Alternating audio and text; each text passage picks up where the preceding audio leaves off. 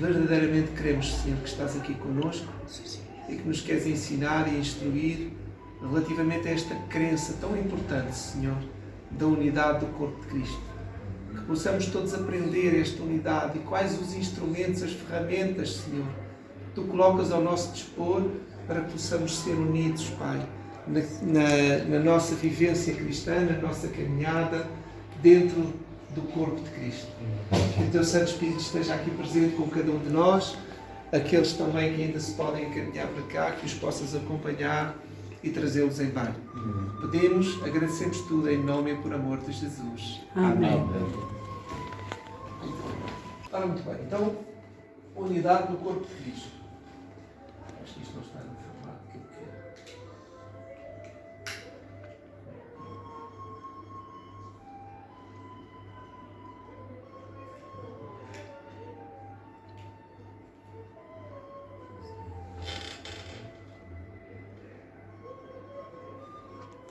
Bem, agora sim. Unidade do corpo de Cristo. Muito bem. Unidade bíblica e a Igreja. Vemos já aqui algo que realmente está por trás desta unidade. O Espírito Santo é a força impelente por detrás da unidade da Igreja. Portanto, o que é que faz a Igreja estar unida? É o Espírito Santo. É o facto de nós termos o mesmo Espírito que nos inspira a todos da mesma maneira. E então entramos em acordo. Não quer dizer que possa haver alguma coisa que nós tínhamos que estar em desacordo em tudo. A questão é que realmente, havendo o mesmo espírito, a aceitação, mesmo das opiniões divergentes, é diferente e realmente estamos mais unidos. Vamos ver aqui o que nos diz Efésios 4.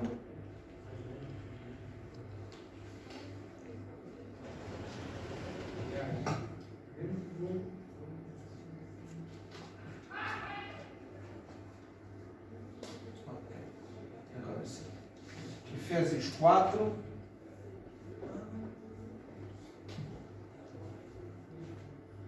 Versículos 4 a 6. Como é que nos diz? Alguém quer ler?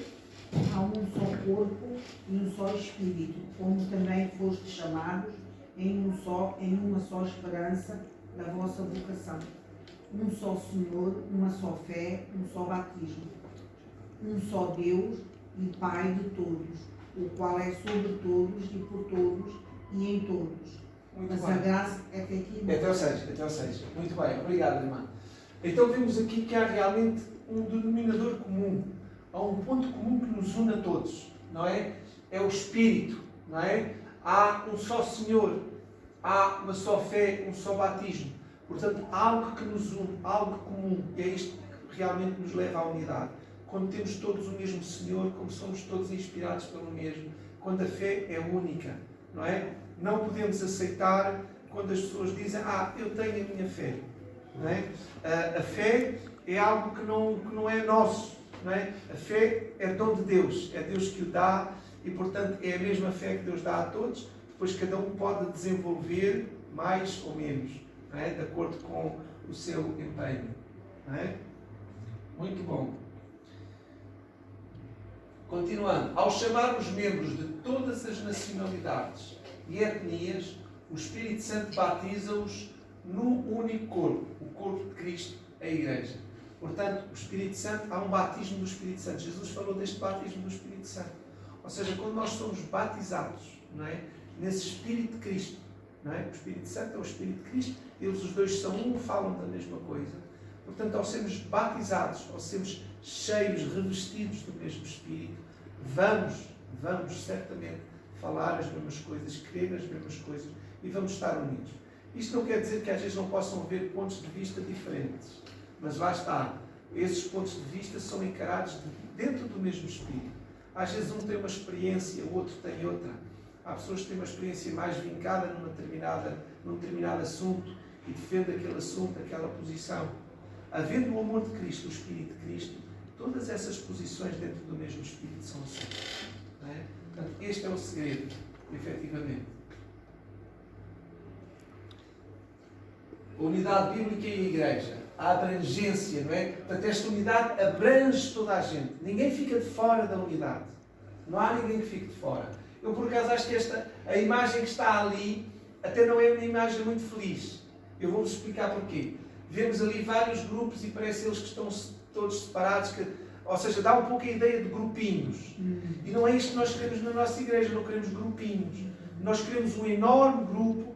Imaginei aquelas voltas, mas estavam todos unidos uns aos outros, de mãos dadas, uma única roda, e todos unidos. Não é? Porque aquilo dá assim uma ideia de grupinhos, e é isso que realmente o Senhor realmente não deseja.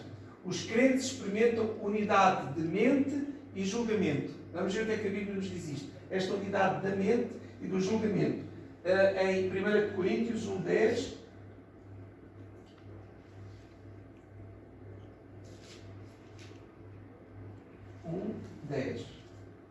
alguém queira ler, podem ler ali no ecrã também, que está lá bem visível.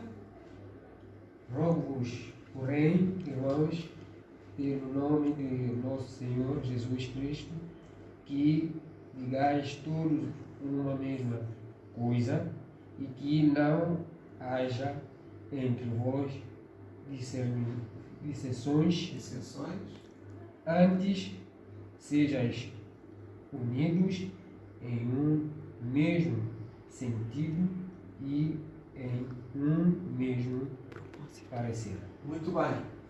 Vejam, meus queridos irmãos, como é importante que não haja dissensões.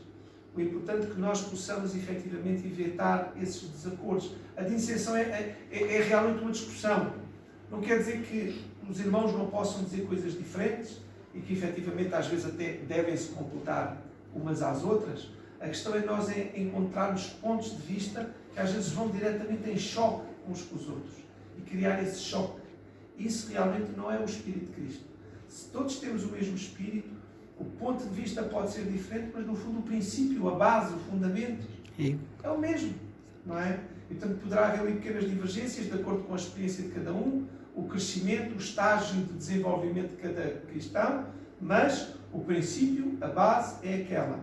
E se nós aceitarmos os pontos de vista uns dos outros, só temos a beneficiar com isso. Muitas vezes vamos alargar ainda mais a nossa experiência, vamos alargar mais o nosso conhecimento. Há outro irmão que teve outra experiência e conseguiu viver aquele princípio de uma forma diferente da nossa. Vamos juntar as duas experiências, não é? E vamos crescer juntos com isso, porque é isso que o Senhor realmente... Na multidão de conselhos há sabedoria. É, na multidão de conselheiros. Conselheiros, peço há desculpa. sabedoria, exatamente. Exato. É isso mesmo, irmã. É isso, lá está. Os conselheiros, todos eles contribuem com alguma coisa. E todos crescem. E aqui, Sim. Aqui está a dizer, quer dizer, é um apelo. É um rogo-vos, é verdade. É um rogo. É um apelo que está a fazer que Sim. nós temos que viver em unidade. Isso. Está entendendo? Se não tiver unidade, Certo. a casa cai. É isso mesmo, irmão. É importante essa palavra que está ali. Rogo-vos. O apóstolo Paulo usa uma palavra forte, que é um rogo. Portanto, devemos fazer tudo o que estiver ao nosso alcance para que realmente haja esta unidade de pensamento, de princípio, que haja entendimento dentro da casa do Senhor.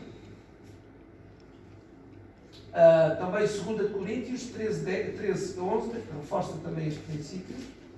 2 Coríntios, capítulo 13 e versículo 11, nos diz: quanto ao mais, irmãos, regozijai-vos, sede perfeitos, sede consolados, sede de um mesmo parecer, vivei em paz, e o amor de Deus e de paz estará convosco. Não é? Nós queremos tanto a paz, queremos estar com Deus, e Deus está realmente onde houver este entendimento, onde houver um único parecer. Deus está onde realmente há harmonia. Não é? E portanto, se nós queremos estar na presença de Deus, e se queremos realmente receber de Deus essa paz, temos que contribuir para ela, com tudo aquilo que estiver ao nosso alcance. Não é?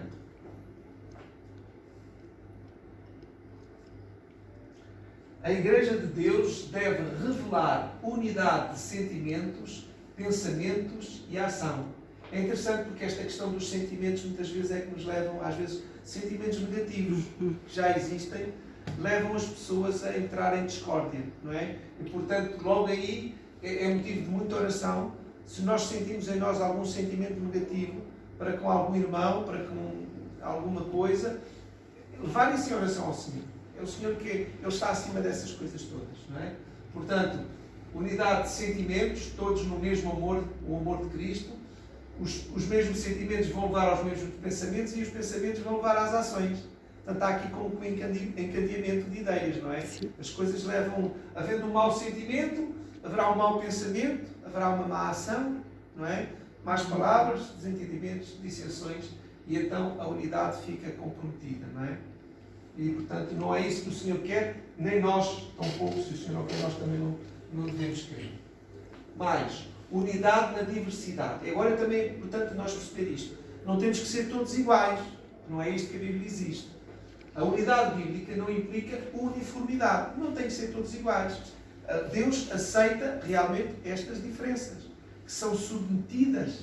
Nós submetemos as nossas diferenças ao amor de Cristo, aos princípios de Cristo. Não é? Portanto, havendo pessoas diferentes, elas podem estar de acordo no mesmo espírito. E é isso que Deus deseja. A própria metáfora utilizada na Bíblia para a Igreja, ou seja, a do corpo humano, portanto, a Bíblia, o apóstolo Paulo vai usar o corpo humano para representar o corpo de Cristo, demonstra que a Igreja experimenta unidade mediante a diversidade. Aliás, se nós pegarmos neste exemplo do corpo de Cristo, nem nos interessa tão pouco sermos todos iguais, não é? Vejam o que é que seria um corpo humano se fosse só mãos, ou se fosse só pés, não é? Portanto, interessa ao corpo de Cristo, interessa à Igreja de Cristo, que hajam pessoas diferentes, com talentos diferentes, com dons diferentes, não é? E que todos possam, na medida dos dons que receberam e dos talentos que receberam, contribuir para o corpo, não é? Portanto, o problema muitas vezes também é várias pessoas quererem ser iguais e quererem ocupar o mesmo lugar. Isso não é saudável, não é bom. Cada um deve estar satisfeito e feliz com aquilo que o Senhor lhe concedeu, não é? Assim, embora existam diferentes temperamentos no seio da Igreja, todos trabalham sobre a mesma cabeça, não é? Portanto, há pessoas já de disposição, umas mais disponíveis, mais amáveis, mais hospitaleiras, não é? Existem outras pessoas, enfim, que têm outros talentos, são pessoas que são mais dedicadas, por exemplo, à palavra, à exposição da palavra. Então, um dedica-se àquilo em que realmente tem o seu dom, o outro dedica-se ao outro, e todos se completam, não é? O importante é todos estarmos satisfeitos com aquilo que o Senhor nos concedeu. Quão importante é a unidade da Igreja? Será que é importante que a Igreja esteja unida? Primeiro ponto. Torna eficazes os esforços da Igreja. O facto de nós estarmos unidos faz com que o esforço da Igreja seja eficaz, produza resultados, dê frutos, não é? Quando há unidade. No mundo caracterizado pelas dissensões e conflitos, o amor e a unidade manifestados entre os membros da Igreja, mesmo possuindo estes diferentes personalidades, temperamentos e disposições, mesmo havendo isto, portanto, não se quer que sejam todos iguais, testemunham mais poderosamente em favor da mensagem apresentada pela Igreja do que qualquer outra coisa. Ou seja, quando o mundo lá fora verificar que dentro desta Igreja existem pessoas com personalidades diferentes e disposições diferentes, mas que ainda assim elas estão unidas, há algo que as une, não é? Eles vão se sentir atraídos, porque lá fora no mundo não existe nada disto, não é? Lá fora é cada um por si, cada um a tentar tirar vantagem do outro. Não pode ser assim, nós temos que mostrar diferença.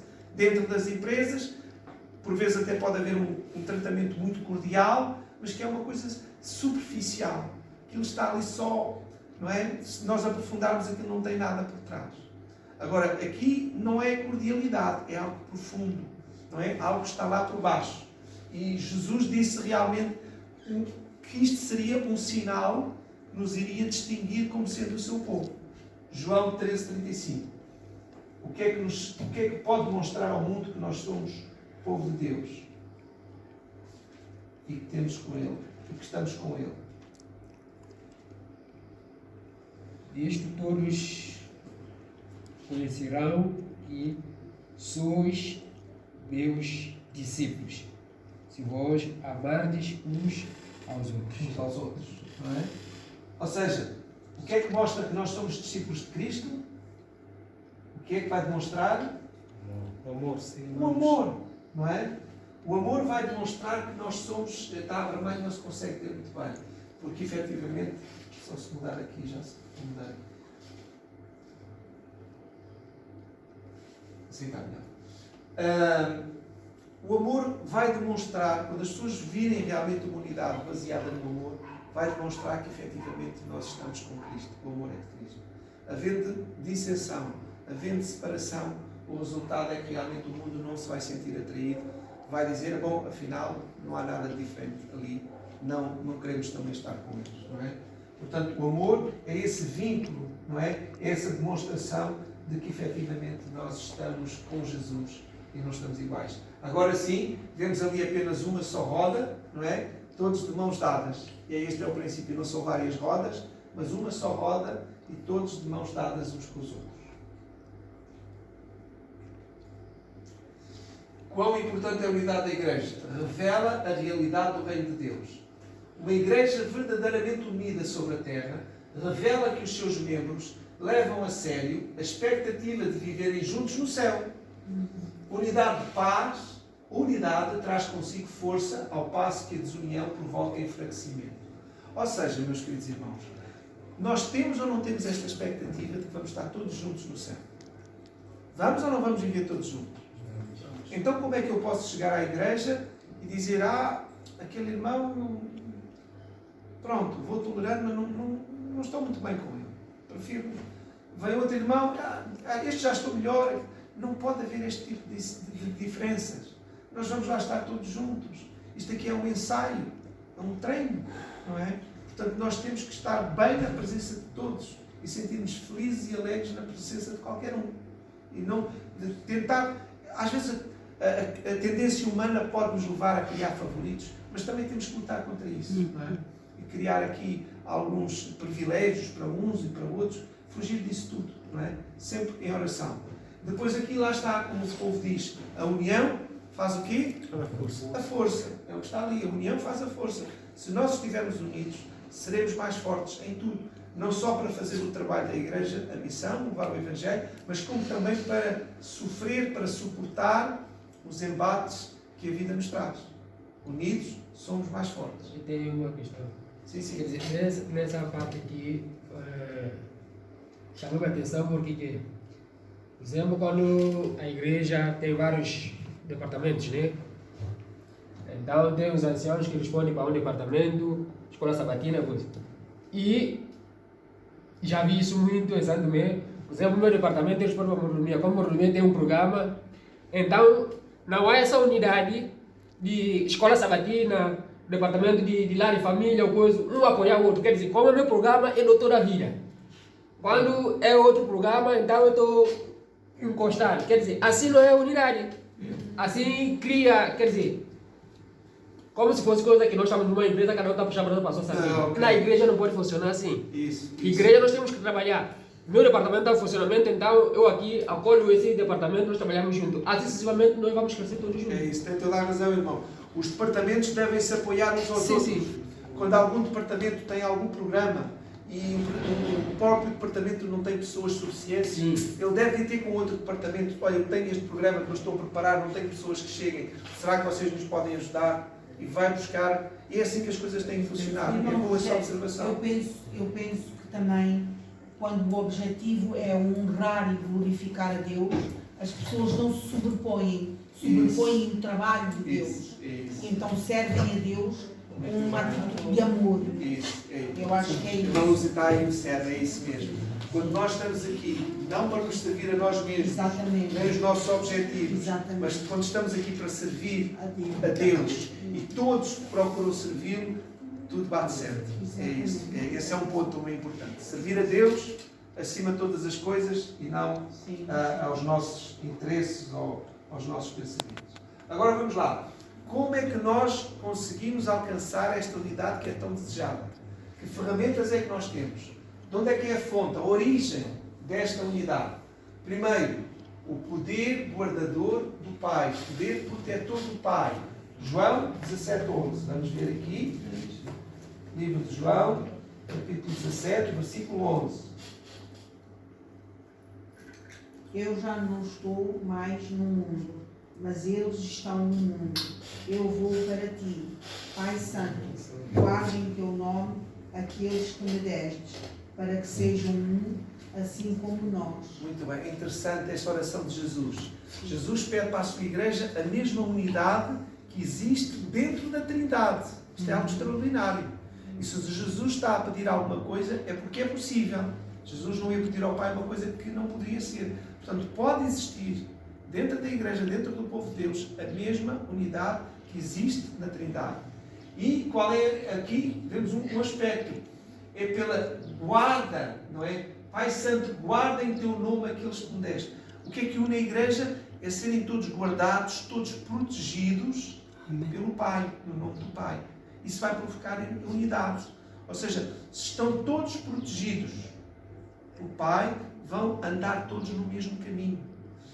Ou seja, quando algum tem um problema, aquela proteção estende-se a qualquer um dos que ali estão. Há uma unidade. Todos beneficiam da mesma proteção. E então isso leva à unidade.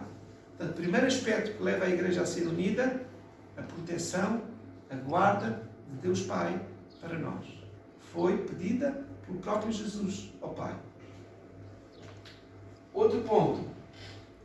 A glória do Pai que Jesus concedeu aos seus seguidores. Mais um aspecto que faz com que a igreja seja unida. Quando a glória de Deus, a glória do Pai, recai sobre esta igreja, sobre estes irmãos. Aqueles irmãos sobre quem recai aquela glória vão estar unidos na glória, além da proteção. Vamos ver aqui no mesmo livro de João, a mesma oração de Jesus, versículo 22. Alguém tem aí para ler? E eu dei-lhe a glória que a mim me deste, para que sejam um como nós somos um. Mais uma vez, o exemplo de Jesus toma. Como nós somos um, nós está-se a referir a quem? Deus Pai, Deus Filho e Deus Espírito Santo. Trindade. Assim como nós somos um, não é? E Jesus disse também a Filipe, eu e o Pai somos o quê? Somos um, não é? Portanto, é isto que Jesus deseja para o seu corpo, para a sua igreja. E a glória que a mim me deste para que sejam um. Ou seja, ao recebermos do Pai a glória que Jesus também recebeu e que Jesus recebeu, nós também podemos receber, isso vai nos unir. Estamos todos unidos na mesma glória. Recebemos todos a mesma glória. E isso faz com que estejamos unidos. Okay? Já vimos a proteção do Pai e a glória do Pai para unir a igreja. Mas ainda temos aqui mais instrumentos. A habitação de Cristo no íntimo dos crentes. Quando Cristo habita dentro de nós, não é? Isso vai fazer com que nós sejamos unidos. Porque assim, aquilo que Cristo, habitando dentro de nós, nos impulsiona, Ele não nos vai obrigar a fazer nada, mas vai nos motivar, vai nos inspirar sempre no mesmo sentido. Isso faz com que estejamos unidos. Nós vamos gostar das mesmas coisas, vamos gostar de estar no mesmo lugar, vamos gostar de aprender as mesmas coisas, não é? É isto. Também aqui na oração de Jesus, agora no versículo 23. O irmão tem aí, quer ler? Eu neles e tu em mim, para que eles sejam perfeitos em unidade, e para que o mundo conheça que tu me enviaste a mim, e que tens amado a eles como me tens amado a mim. Meus queridos irmãos, se alguém estiver em alguma época da sua vida, se sinta triste ou desvalorizado por alguma coisa, leiam a oração de Jesus. Isto é algo extraordinário em João 17. Vejam, eu neles e tu em mim, para que eles sejam perfeitos em unidade. Ou seja, Jesus em nós e o Pai nele. E todos unidos, nós com Jesus, com o Espírito Santo, com o Pai. E depois fala nisto que é extraordinário. O mundo conheça que enviaste a mim e que os tens amado a eles como tens amado a mim. Já pensámos bem nisto, meus queridos irmãos? Deus Pai amar-nos a nós como ama a Jesus, a Deus Filho. É isto que Jesus está a falar e está a pedir. E também, com poucas palavras, aqui também está a dizer que nós somos os ramos e depois dá o seu fruto. E pelos frutos conhecerem o quê? As aves. Se nós estamos ligados em Jesus, isso. Aquilo que nós vamos produzir é a característica. Isso, é isso. Ou seja, se nós estamos ligados a Jesus, não há como dar-nos mau fruto. Sim. Quem está ligado a Jesus vai dar o mesmo fruto que Jesus dá, vai dar o bom fruto, não é? Vamos frutificar. Isto é extraordinário. Quando nós sentimos às vezes algum desamparo, alguma coisa, esta oração de Jesus por nós, esta oração de intercessão, é algo extraordinário e demonstra como nós podemos ser unidos, não é? Portanto, vimos aqui 3 pontos, 3 fontes que nos levam realmente a estarmos ligados a Deus. Primeiro, o poder protetor de Deus Pai sobre nós vai nos unir. Depois, a glória de Deus Pai sobre nós. A mesma glória incidida sobre todos faz-nos unidos. E por último, a habitação de Cristo. Cristo em nós. Nós revestidos de Cristo, não é? Então aí estamos unidos. Veem como isto, se nós realmente aprendermos isto, a unidade parece que é algo fácil, natural, espontâneo. Não temos que nos esforçar para ter a unidade. Se tivermos o Espírito de Cristo, as coisas vão acontecer naturalmente, espontaneamente, não é? Mais a fonte da unidade, falando aqui da fonte da unidade para alcançarmos essa unidade. O segredo da verdadeira união da Igreja e da família não é a diplomacia. Atentem bem para isto. Não é a diplomacia, o trato habilidoso. Isto às vezes é o que se vê nas empresas. E o irmão há pouco falou que nós não queremos que isto seja uma empresa. Na empresa às vezes há isto. Diplomacia, um trato habilidoso, as pessoas ali. Mas não quer dizer que isto sejam coisas más. Mas agora vejam. O trato habilidoso, o sobre-humano esforço para vencer dificuldades. Também não é isso que vai fazer. Não o sobre-humano, não é o facto. Nós temos que nos esforçar a dar o nosso melhor. Mas não é por aí que a Igreja vai ser unida. Como é que a Igreja vai ser unida? Está a resposta a seguir. Embora haja muito disto a ser feito, ou seja, de diplomacia, o trato habilidoso, o esforço, sim, não vamos rejeitar estas coisas. Mas há algo que está na base, que está acima disto tudo. Mas a união com Cristo. É o que diz o Espírito de Profecia no Lar Adventista. É a união com Cristo. É o estarmos unidos a Cristo. É o Espírito de Cristo em nós que realmente vai fazer com que a Igreja esteja unida. Não é só as boas palavras. Também o bom trato, boas palavras, simpatia, diplomacia. Isto não são coisas más. Não nos podemos bastar com elas. É que pode haver um perigo de, parecendo então que toda a gente fala bem uns com os outros, que fiquemos satisfeitos com isto. Não devemos ficar satisfeitos com isto. As coisas têm que ser mais profundas. Para além de falarmos bem uns com os outros, por trás dessas palavras tem que estar efetivamente o Espírito de amor de Cristo. Ok? Portanto, não é negativo isto, mas não chega, não basta. Não nos contentemos com aquilo. Muito mais. Outra fonte para unificar a Igreja, o Espírito Santo. O Espírito Santo de Deus. O foco da unidade. Quando o Espírito entra nos crentes, faz com que eles transponham os preconceitos de cultura, etnia, sexo, cor, nacionalidade, situação social. O Espírito de Cristo ultrapassa tudo isto. O Espírito de amor. O amor não vai olhar a nada disto. O amor está de coração aberto para todos, de igual forma, da mesma maneira. Ok? Vamos ver o que diz o apóstolo Paulo em Gálatas 3, 26.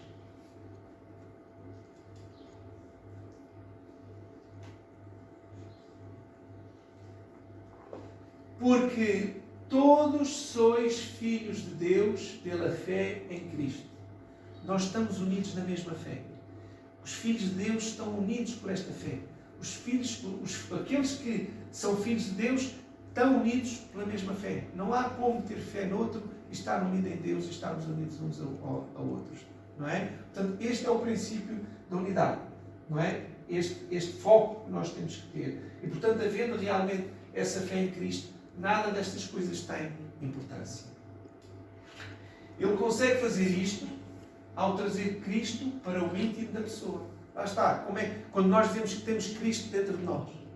Cristo ascendeu ao céu num corpo físico que Ele vai manter. Sabem que Jesus perdeu uma das suas características divinas por ter vindo a esta terra e morrer por nós? Sim, a onipresença. A onipresença. É isso, não é, irmã Lúcia? Sim. Portanto, Jesus já não é onipresente por Ele mesmo. É claro que acaba por ser onipresente porque eles, os três, são um. Deus Pai, Deus Filho e Deus Espírito Santo. E estando o Espírito de Cristo, que é igual a Cristo, é a mesma coisa que está a Cristo. Não é? Mas vejam até onde é que Cristo esteve disposto a ir. Ele perdeu esta faculdade da onipresença, que, portanto, agora tem que exercer por intermédio do Espírito Santo.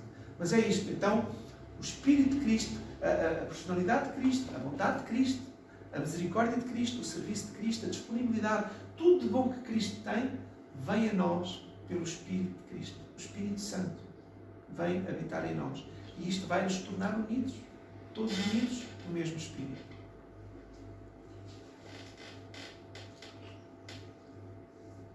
Mais sobre o Espírito Santo como unificador. O papel dos dons espirituais. Esses dons particulares são designados para desenvolver a unidade do Espírito, a unidade de fé. Ou seja, dons particulares. O Espírito Santo não vai dar os mesmos dons a todos os membros. E não quer dizer que haja aqui preferências, porque prefere mais ele. Não. É porque efetivamente o corpo necessita de serem distribuídos os dons, diferentes dons, e cada um exercer os dons que o Espírito lhe deu. Para Deus não há acessão de pessoas. Para Deus não há favoritos. Não é? Mesmo quando nós vemos o caso de João, o discípulo do amor, que se reclinava foi Cristo que o chamou para ali? Não.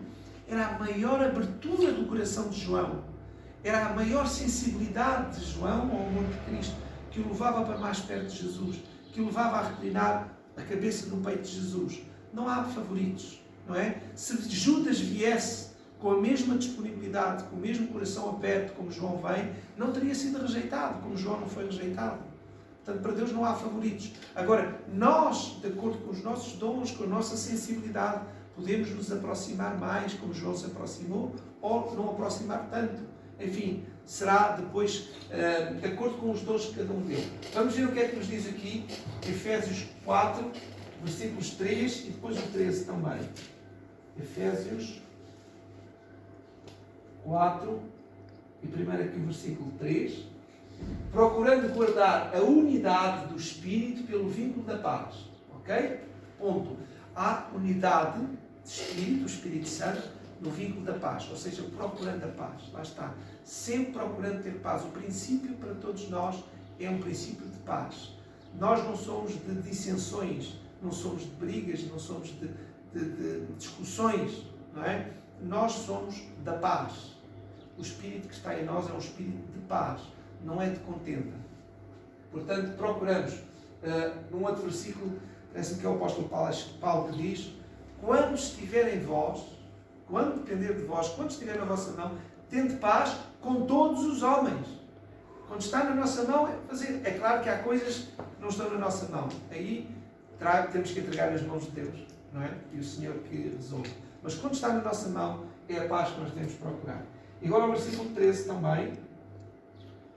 Até que todos, o vínculo da paz, até que todos cheguemos à unidade da fé e ao conhecimento do Filho de Deus, a varão perfeito à medida da estatura completa de Cristo. O apóstolo Paulo aqui diz que realmente nós estamos em crescimento e devemos crescer uns com os outros no Espírito, não é? É algo que o Senhor nos vai levando progressivamente, não é? E não vai terminar só quando chegarmos ao céu, não é? Nós vamos continuar a crescer em amor, em fé, em devoção, em adoração a Deus, durante toda a eternidade. Portanto, nós não estamos completos e acabados no céu. Aí vamos ser glorificados para poder estar na presença de Deus. Mas depois continuamos esta escalada de ascensão contínua. Portanto, o céu vai ser tudo menos um lugar monótono. Porque vamos estar sempre a crescer e a aprender novos caminhos, novos desígnios, novos conhecimentos. O Deus infinito garante tudo isso sem fim, sem medida.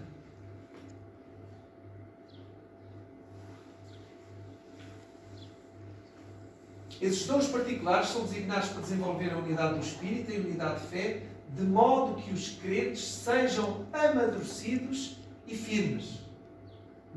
Há necessidade de alcançarmos maturidade. Às vezes estamos um pouco verdes. Podemos ter uma ou outra atitude, mas mesmo isso não nos deve separar da unidade. Isso deve nos levar a recorrer mais a Cristo, ao Espírito de Cristo. Deve nos levar a reconhecer que precisamos de amadurecer uma ou outra atitude que ainda possamos ter. E depois a firmeza, não é? A firmeza implica que quando vierem alguns ventos, alguns abanões, possamos nos manter firmes neste princípio da unidade, neste princípio da fé em Cristo, não é? Dos princípios da paz. Mantermos firmes, não nos deixarmos de mover pelas armadilhas que o inimigo vai colocando à nossa frente. O novo mandamento de Cristo, não é? Parece que Cristo deu-nos um novo mandamento. O que é isto, não é? Tal como o homem, a igreja foi feita à imagem de Deus, não é? Se o homem é criado à imagem de Deus e se a igreja é composta de homens, então, logo, a igreja também é feita à imagem de Deus. Assim como todos os membros da divindade possuem amor uns pelos outros, não é? Já vimos ali na oração de Cristo, assim os membros da igreja amarão uns aos outros. Mais uma vez, é esta a ideia, vamos já ver o que é que nos diz Mateus 22, 39.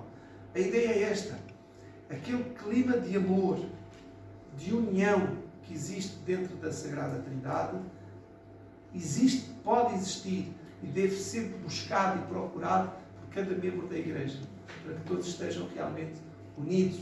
Não é? Vamos ver aqui esta ideia em Mateus 22, 39.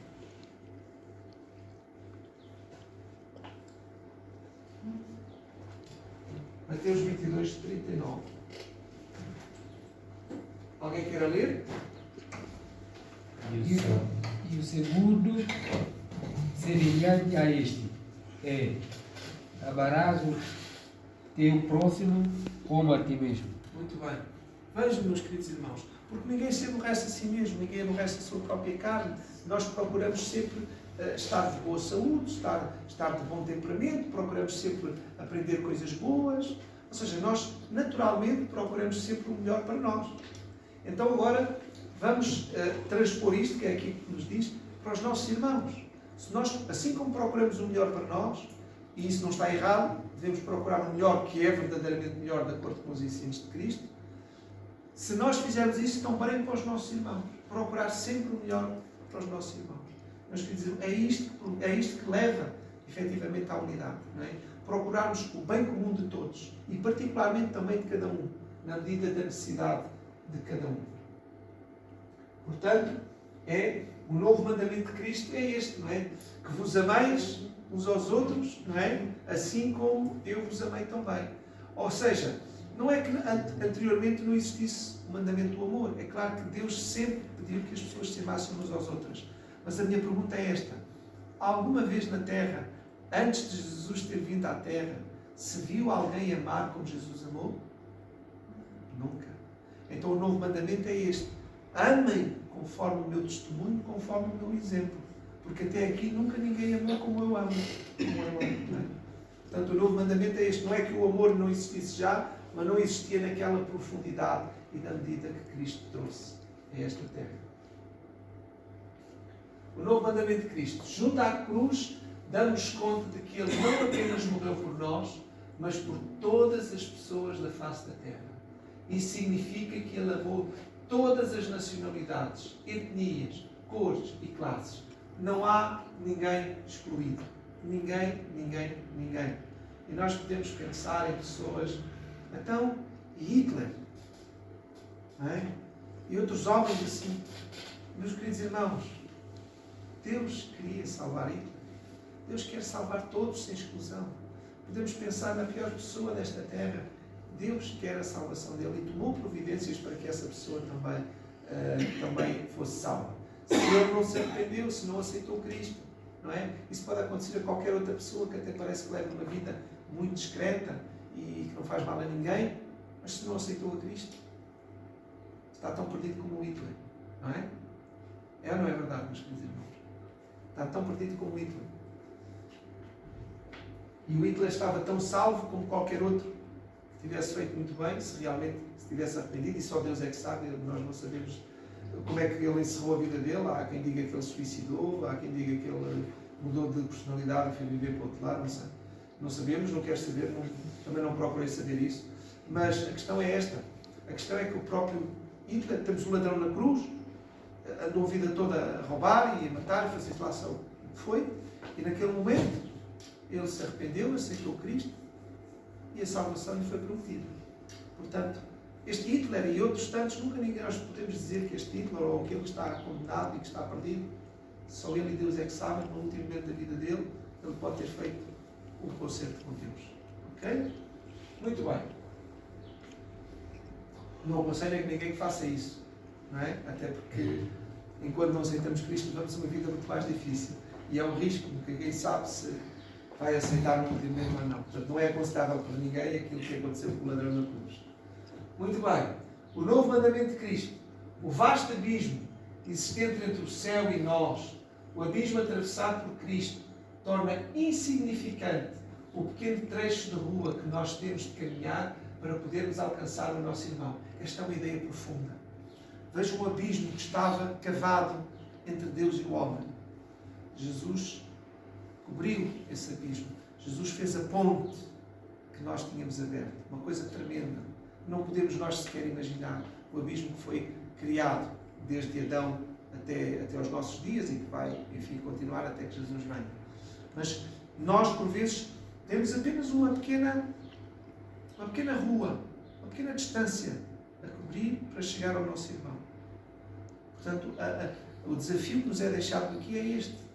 Vejam o que é que Jesus teve que cobrir, o que Jesus teve que fazer para reconciliar. Ou seja, o próprio Deus que foi o ofendido, isto é um testemunho para nós, um exemplo para nós. Deus, o ofendido, foi quem tomou a iniciativa de cobrir esse imenso abismo que estava criado. Isto é um exemplo para nós. Mesmo que nós sejamos ofendidos com o irmão, nós também devemos seguir o exemplo do nosso Senhor. E cobrir, então, nunca será um abismo tão grande, mas esse pequeno abismo também cobrir e tomar nós a iniciativa. Porque foi o nosso Deus também que tomou a iniciativa por nós. Okay? É essa a ideia que está aqui realmente espelhada. E tudo isto leva à unidade. Se nós estivermos dispostos a cobrir, a criar uma ponte nesse abismo que está criado, esse pequeno abismo entre nós e os nossos irmãos, possam existir, Deus queira que não, mas certamente que existem quando há dissensões, então estejamos dispostos, como Cristo teve, a ultrapassar. Passos que nós devemos dar rumo à unidade. A unidade não ocorre automaticamente. Os crentes necessitam dar certos passos a fim de assegurá-la. Os irmãos lembram-se de alguma cerimónia que nós temos, que é uma altura especial para nós darmos estes passos? Há algum momento especial? Santa Ceia. Santa A Ceia. Santa Ceia. Obrigado, irmã Carla. É isso mesmo. A Santa Ceia é uma altura solene. Atenção, ninguém precisa estar à espera de uma Santa Ceia para... Mas pronto, é realmente um momento solene. É um apelo que é feito, não é? Aliás, Paulo também nos faz esta advertência de não comermos indignamente a Santa Ceia. O que é isto de comer indignamente a Santa Ceia? É realmente estas questões. Se eu realmente tenho esta desavença com o meu irmão, e eu devo seguir o exemplo de Cristo. Mas foi ele que me ofendeu. Não fui eu que ofendi ele. Não importa. Deus também foi ofendido e tomou a iniciativa. Então eu, sendo ofendido, também devo tomar essa iniciativa para cobrir esse abismo. Se o meu irmão se quiser manter distante, fiquemos em paz. Tentámos fazer o que pudemos. Se o irmão aceitou, muito bom. Se ele não aceitou, que Deus o ajude. Continuemos a orar por ele para que um dia ele venha a aceitar. Não é? Mas é realmente assim. Portanto, há realmente passos. E às vezes temos que lutar um bocadinho contra alguma amargura que nós podemos ter dentro de nós. Eu ia usar outra palavra, mas alguma amargura que podemos ter dentro de nós, temos que lutar contra ela. Não é? Portanto, há realmente passos que têm que ser dados. Mais passos rumos à unidade. A unidade no lar. O campo de treinamento ideal para a unidade da igreja é o lar. Isto é verdade, irmãos.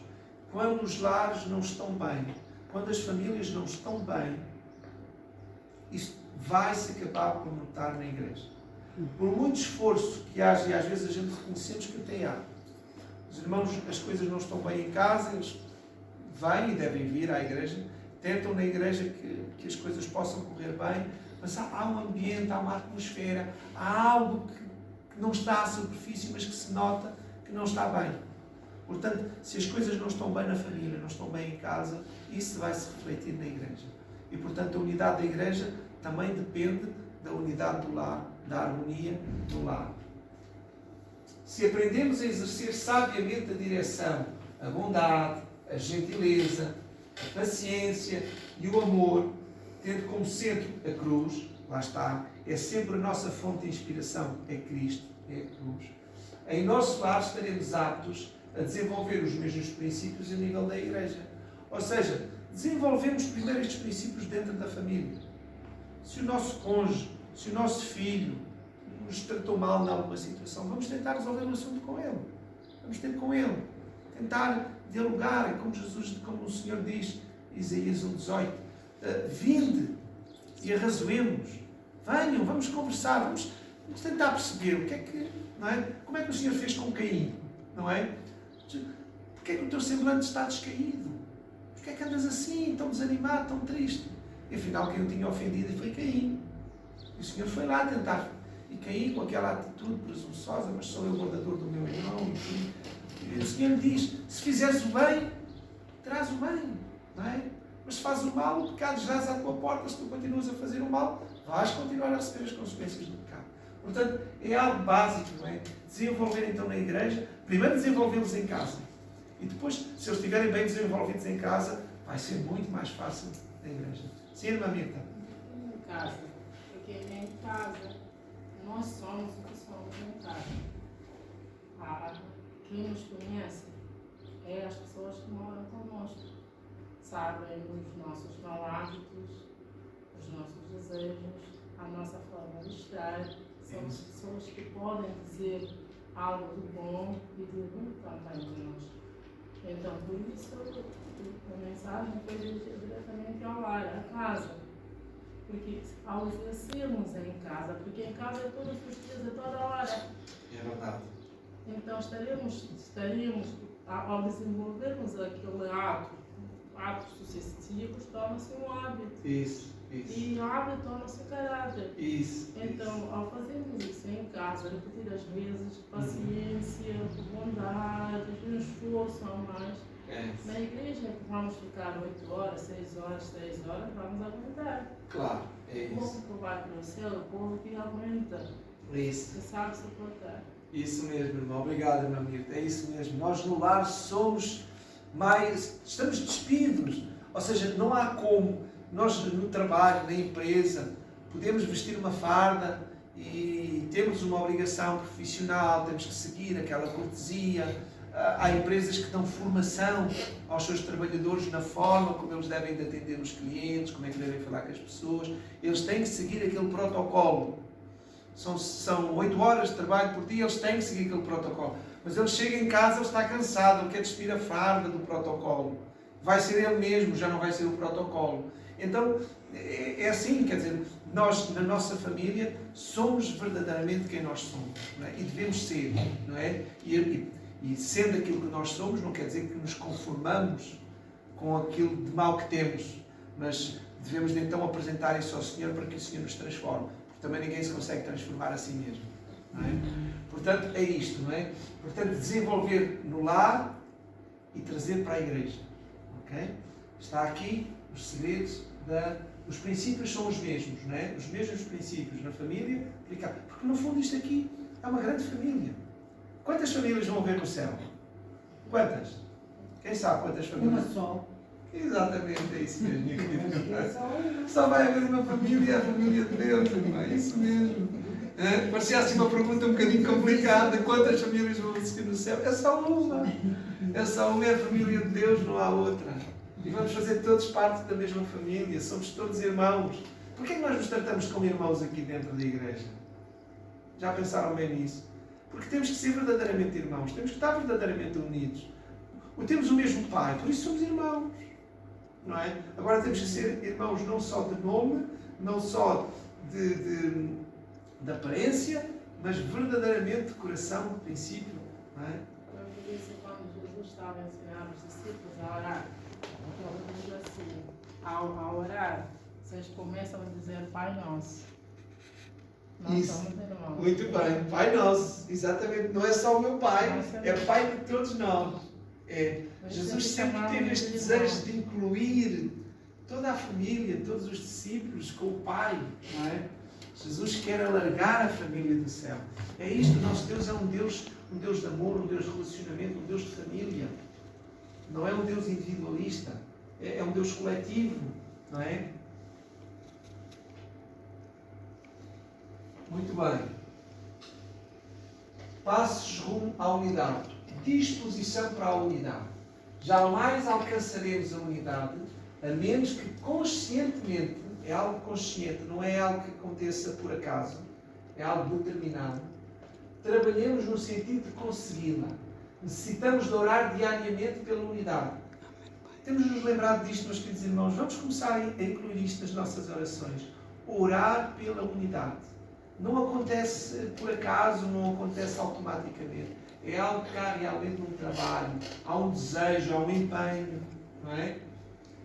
Necessitamos orar diariamente pela unidade, cultivando-a cuidadosamente, não é? Até tem que haver cuidado. Não cultivar a unidade de qualquer maneira. É preciso às vezes perceber algumas sensibilidades, é preciso perceber também algumas fases que as pessoas estão a passar na sua vida e que as tornam mais sensíveis. Sermos sensíveis a isto e, portanto, semear estas coisas com cuidado. Deveríamos minimizar as diferenças, não é? Se a pessoa não tomarmos em conta aquilo que somos diferentes, focarmos naquilo em que somos idênticos, parecidos e afastar um pouco as diferenças. Evitar questionamentos no tocante a aspectos não essenciais. Esta é outra questão. Muitas vezes, meus queridos irmãos, há dissensões, há discussões sobre coisas que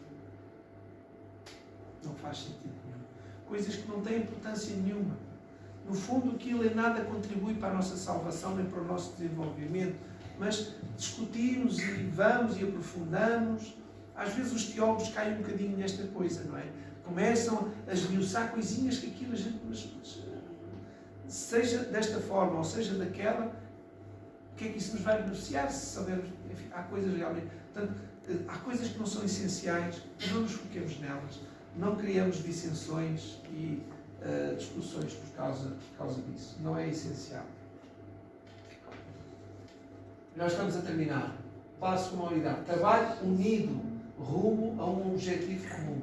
Outra coisa que nos une realmente é o trabalho comum. Trabalharmos todos para o mesmo. Não quer dizer que haja só uma atividade, falámos aqui de departamentos, não é? Mas há um objetivo comum, não é? Há o Evangelho e todos os departamentos trabalham para o objetivo comum. A Igreja não viverá a unidade até que, agindo como um todo, não é? Lá está os departamentos como um todo. Todos os departamentos têm o mesmo objetivo. Um trabalha nesta área, outro trabalha na outra, mas, no fundo, todos querem levar a mensagem, espalhar a mensagem da melhor forma possível. Se envolva, a Igreja não viverá a unidade até que, agindo como um todo, se envolva na proclamação do Evangelho de Jesus Cristo. Tal missão provê o treinamento ideal para se aprender a harmonia. Ok? Mais uma fonte de unidade. Ao trabalharmos todos neste objetivo comum, vamos ser achados mais juntos uns dos outros, mais próximos uns dos outros, não é? Porque o objetivo é comum e é um objetivo grandioso. Não há trabalho mais importante nesta terra do que realmente o Evangelho. Levar o Evangelho da salvação às almas que aí estão. Dessa forma, a Igreja de Cristo deve conduzir a dupla obra. Qual é essa dupla obra? Primeiro, pregar o ministério da palavra. Este é a pregação. E depois, curar a obra médico-missionária. Não é? O Espírito de Profecia diz que Jesus levou muito mais tempo, não é? Investiu muito mais tempo a curar do que a pregar. Não é? Portanto, isto também nos deve ensinar. E aqui o curar, não quer dizer o curar às vezes uma palavra, um apoio. O curar não tem que ser, às vezes não são enfermidades físicas, não é? Mas ajudar as pessoas a curarem também as enfermidades da alma, não é? Portanto, investir mais tempo nas necessidades das pessoas e depois então pregar. Nós muitas vezes temos a tendência, queremos levar, é verdade que a mensagem é importante, é o mais importante, as pessoas precisam de saber, mas temos que preparar muitas vezes o terreno, temos que preparar o coração das pessoas para depois podermos levar a mensagem. É muito mais fácil chegarmos e começarmos logo a falar do Evangelho, começarmos a falar da salvação em Cristo, enfim, tudo o que isso envolve, mas a pessoa muitas vezes não está preparada para isso, o terreno não está, e a pessoa não aceita, que não serve de nada. E nós saímos dali, esfregamos as mãos, bom, eu já falei, já disse, agora se a pessoa quiser aceitar é com ela. Não é assim. Há um trabalho maior e às vezes mais difícil, que nós não queremos muitas vezes aceitar, não é? Que é preparar estes corações, estas pessoas, amando-as, servindo-as, apoiando-as, e depois, à medida que elas nos derem abertura, e com muita oração, com o Espírito Santo de Deus, então levando, pregando a mensagem.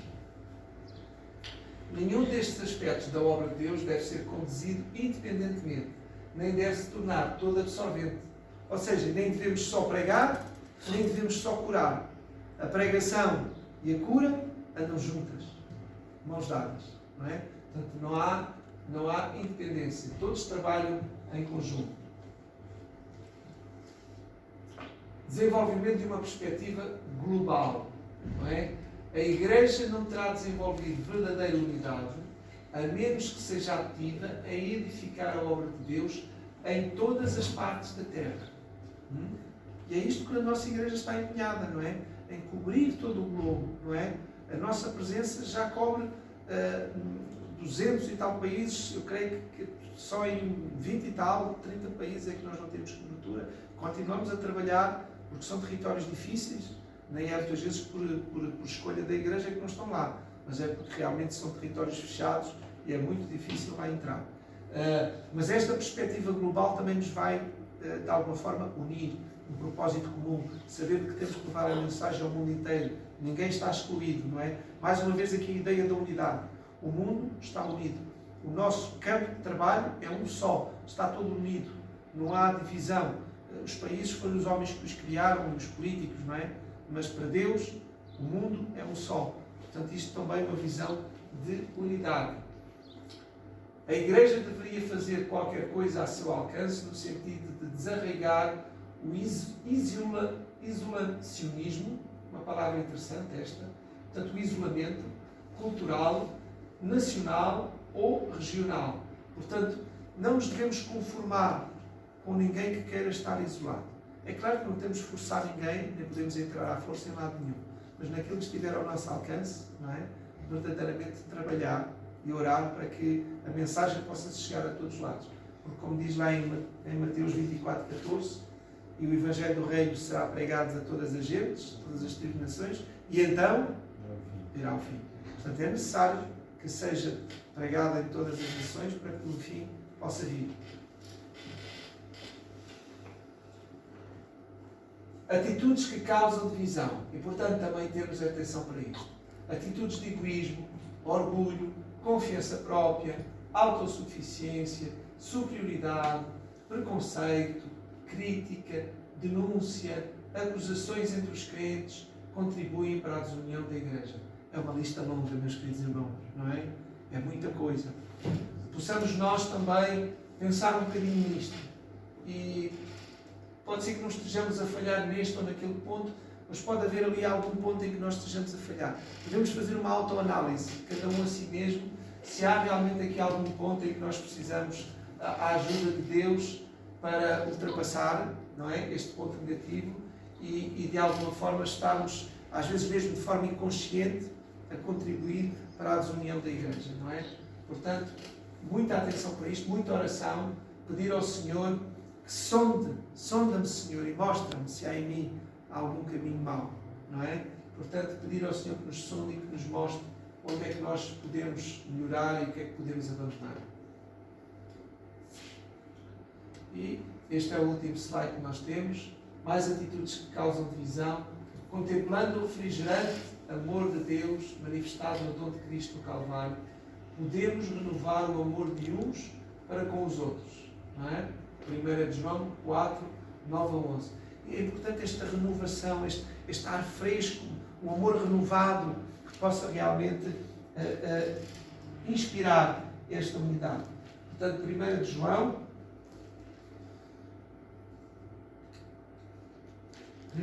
4, 9 a 11. Isso. Nisto se manifesta o amor de Deus para conosco, que Deus enviou o seu Filho unigênito ao mundo para que por ele vivamos. Nisto está o amor, não em que nós o tenhamos amado a Deus, mas em que Ele nos amou a nós e enviou o seu Filho para a propiciação dos nossos pecados. Amados, se Deus assim nos amou, também nós devemos amar uns aos outros. Ok. Ninguém... É só até aí, irmão. Obrigado. Quero ter uma mais obrigado, irmão. Assim. Vejam, a inspiração, o princípio é este. Nós não amamos a Deus... nós não amamos a Deus porque Deus nos amou a nós para que nós o amássemos a Ele. Exatamente, é isso. Ou seja, Deus não nos amou a nós porque nós já o amávamos a Ele. Antes foi o contrário. Primeiro, Deus amou-nos e depois é que nós o amamos a Ele. Então o princípio que aqui se inspira é o mesmo. Assim como primeiro Deus nos amou e depois nós os amamos a eles, se houver algum irmão que não nos ama a nós, então nós sigamos o exemplo de Deus, amamos nós primeiro o nosso irmão, para que depois o nosso irmão nos ame a nós também. É não é bonito? Realmente fechámos com chave de ouro, é extraordinário. E isto, mas agora, meus queridos irmãos, lá está. Nós não somos fontes de amor. Sim. Nós não podemos produzir amor por nós mesmos. Nós temos que ir à fonte. Para nós podermos amar o nosso irmão, temos que buscar esse amor à fonte do amor. Quando realmente recebermos esse amor da fonte, quando o amor da fonte for derramado em nós, então ele é... E depois é uma fonte inesgotável. E essa fonte é o Espírito Santo, que tanto é que diz que o primeiro fruto do Espírito é o amor. É o amor, exatamente. É isso mesmo, irmão. É isso mesmo. Sem a presença do Espírito... O Espírito que está derramado em nós Exatamente. vai fazer fluir esse amor. Exatamente. E portanto, não que... aquele irmão não gosta de mim, como é que eu vou gostar dele? Vamos seguir este princípio. Vamos amar nós primeiro, para que depois ele também nos ame a nós. Isto é difícil. Não é difícil. É impossível. Não é difícil, é impossível. Se nós estivermos a pensar em nós mesmos, que eu vou amar, eu é que vou... Não é difícil, é impossível. Estamos a começar no ponto errado. O que nós temos é que pedir a Deus, Senhor, aquele irmão não gosta de mim, mas eu quero amá-lo. Eu quero amá-lo, eu quero conquistar o amor dele. Então dá-me tu, Senhor, esse amor, para que eu o ame a ele, e depois toca também no coração dele, que ele também me ama. É este o princípio. Eu diria que nós não podemos amar mesmo, mesmo pedindo a Deus, nós não podemos amar. Mas é Deus que ama a pessoa através de nós. Através de nós. Deus que age através de nós. Portanto, nós somos um conduto, somos um canal. Deus quer mostrar àquela pessoa que Deus o ama. E Isso. está usando a nós. Muito E bem. assim, quando a pessoa também entender, vai retribuir esse amor a Deus, a nós também. Ok. Muito bem. Sermos então esses condutos, esses canais. Mas um canal, para poder passar por alguma coisa, tem que estar desimpedido.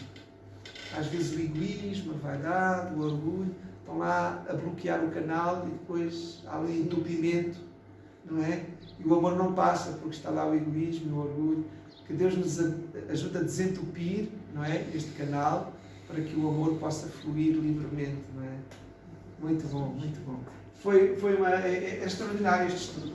É uma crença, é das mais bonitas que nós temos e é daquelas que nos faz mais falta aqui, não é? É bom que a igreja toda consiga aprender estes princípios que podem levar realmente a igreja a ter um relacionamento diferente, não é? Que o Senhor nos ajude. Bom, mais comentários. Alguém mais queira acrescentar alguma coisa? Obrigado a todos por participaram e os que estiveram também presentes. Foi pena não podermos fazer pelo Zoom, não estar mais gente no Zoom. Vamos ter que ver se conseguimos aqui falar aí com multimédia, conseguir ver se temos aqui alguém que consiga pôr ali os aparelhos a funcionar. Acho que era muito bom e que a igreja começasse realmente a receber. Porque é isto, sermos adventistas é isto. Nós dizemos que somos adventistas, então temos que conhecer bem o que é ser um adventista. Não é? Adventista é isto. É viver, conhecer, porque nós não podemos viver estes princípios se não os conhecermos. Nem podemos pedir aquilo que nós nem sabemos que podemos pedir e que existe. Portanto, é um ponto de partida. Conhecer, aprofundar, saber. Não é? Não basta dizermos que somos adventistas, precisamos de realmente ser. Muito bem. Algum comentário mais? Eu acredito que nós, na realidade, nós temos que se a igreja quiser dar fruto, na verdade, a igreja tem que, primeiramente, ir à fonte, ir à busca, ter conhecimento. Porque muitas vezes, para um soldado estar na guerra, para ele saber manejar a arma, ele tem que para ele fazer alguma coisa, ele tem que conhecer manejar a arma. Se você não sabe manejar a arma, talvez com a própria tua arma você será morto porque você não sabe manejar. Sim, Então, nós temos que ter conhecimento. Para nós levarmos, nós temos que ter conhecimento. Uma coisa que eu noto é que eu vejo sempre. Quando os nossos irmãos de TJ, Testemunho de Jeová, quando eles saem para falar de um tema, dificilmente, se você fazer uma pergunta de um outro tema, ele não responde você.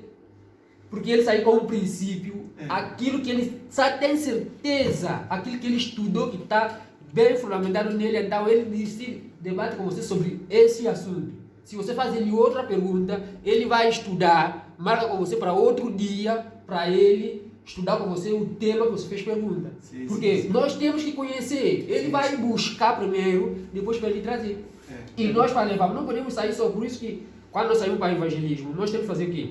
Temos que estudar para todos nós ser dupla, para todos nós termos só um pensamento, uma direção, uma ideia. Que não haja, não, eu acho que aqui está falando, não pode ser assim.